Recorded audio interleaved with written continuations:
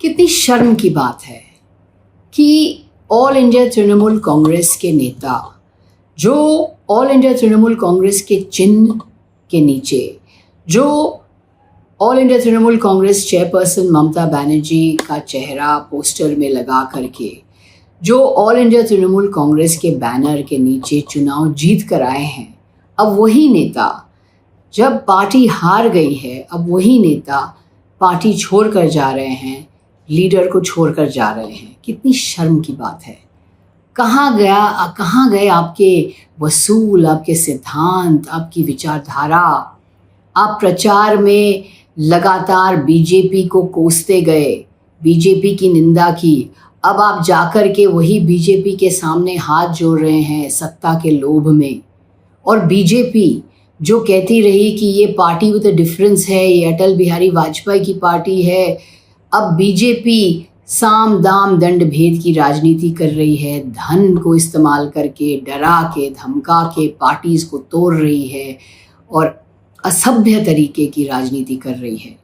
और जो all India Trinamool Congress के बागी नेता हैं, जो दिग्गज नेता हैं, आप में से कई हैं जो 2, 3, 4 बार सांसद बन चुके हैं, आपकी क्या मजबूरी थी कि इस तरह से आप सब कुछ खो करके आप जा करके बीजेपी के सामने घुटने टेक रहे हैं?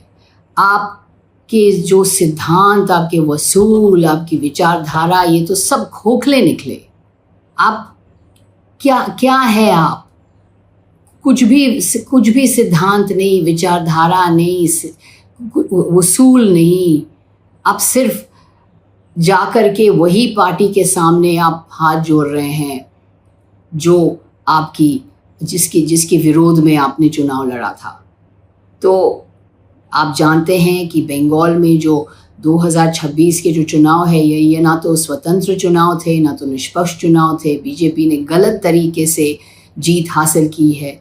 ये जो नतीजा निकला है, ये गलत तरीके से निकला है। तभी भी आप इस समय, इस कठिन समय, इस मुश्किल परिस्थिति में आप लीडर को छोड़ के, पार्टी को छोड़ के जा रहे हैं। आपके विचारधारा, आपके सिद्धांत, आपके वसूल खोखले हैं।